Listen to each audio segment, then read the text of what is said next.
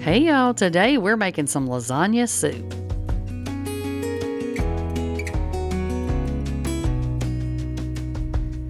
Okay, so look, I know that the freezing weather, it's just about over, but you can eat lasagna anytime, so I figured you could also eat lasagna soup anytime, right?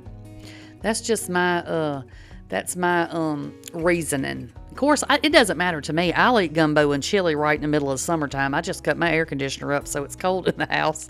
That's all I do, y'all. I can eat it any time of the year.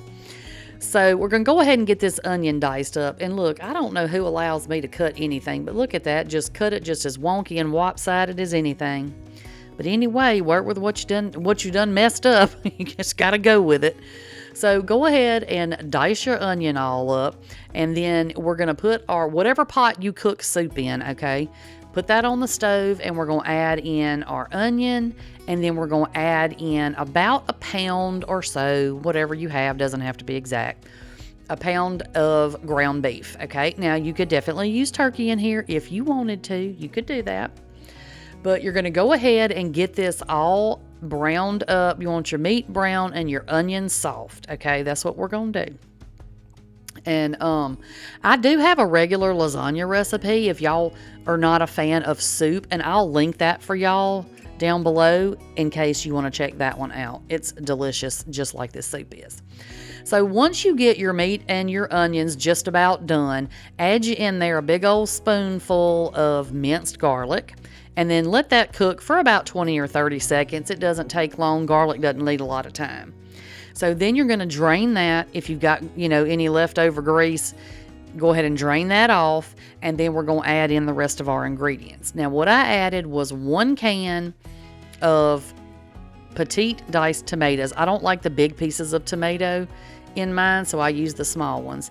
And then you're going to need 1 regular size can of tomato sauce. I didn't have a regular size can, so I just used 2 of the small ones, but 1 can is what you need, just the regular size can. What is it, like 14.5 ounces or something? I don't remember. And then you're going to add in there half of one of these small cans of tomato paste, okay? Just save that other half for something else. Then we're going to add in 4 cups of chicken broth, and we're going to add in 1 cup of water. So 5 cups total. We're going to do 4 cups of chicken broth, 1 cup of water. And I just saved my, what are those things? The tomato sauce cans, and I just pour my water in there and swish it around. And then that way I'm not messing up another dish, and I get the rest of that tomato sauce that was left in my can. So 4 cups of broth, plus 1 cup of water. And then I just went ahead and stirred this around for a couple minutes, or not a couple minutes, y'all, probably wouldn't even a whole minute.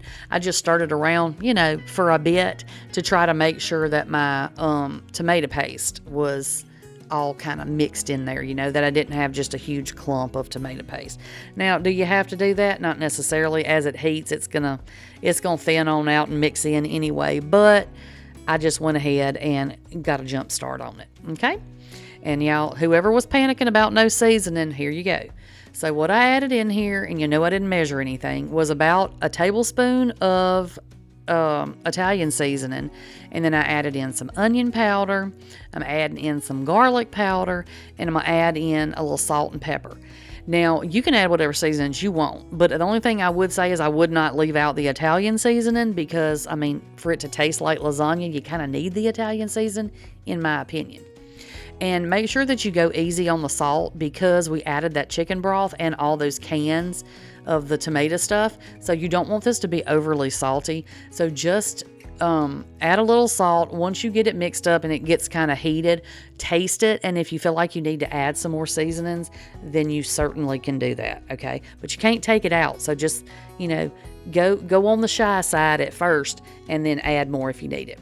Then we're going to add in some of this bowtie pasta. Now, these boxes are like 12 ounces, and we only need 8. So I added about 2/3 of this box of noodles. Now, I said noodles, the bowtie pasta.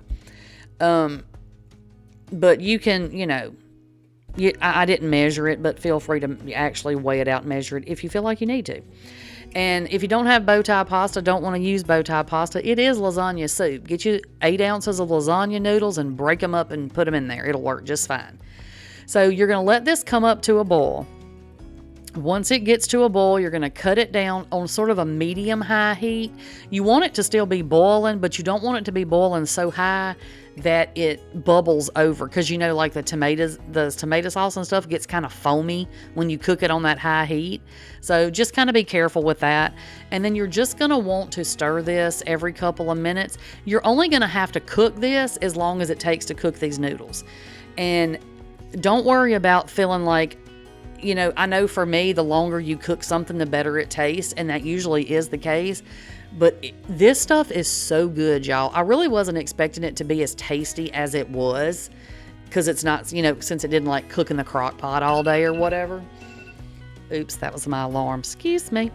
So anyway, yeah, but it didn't, I mean, it took as long as it took to cook the noodles, and that was it. It's done. It's so simple. Start to finish was like 30 minutes. That was it.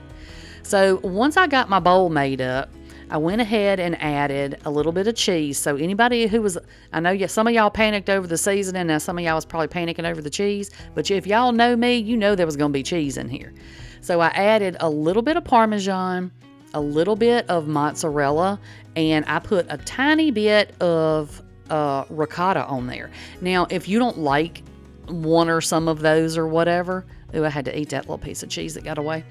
If you don't like it, don't add it, you know. But I kind of felt like this is what I put in my lasagna when I make a regular lasagna, so why not put it on this soup? And of course, I'm putting it on the top here so I can take y'all a pretty picture. But what you really want to do with this is just mix your cheese into the soup once you get your bowl made. And then it's that ooey gooey, cheesy lasagna taste, because it's already going to taste like lasagna even if you don't choose to add any cheese to it. The soup is good without the cheese, but cheese makes everything better, y'all. So why not add the cheese? Add the cheese, y'all. All right, well, that is all I've got for y'all today, and I'll catch y'all on the next one. Bye, y'all.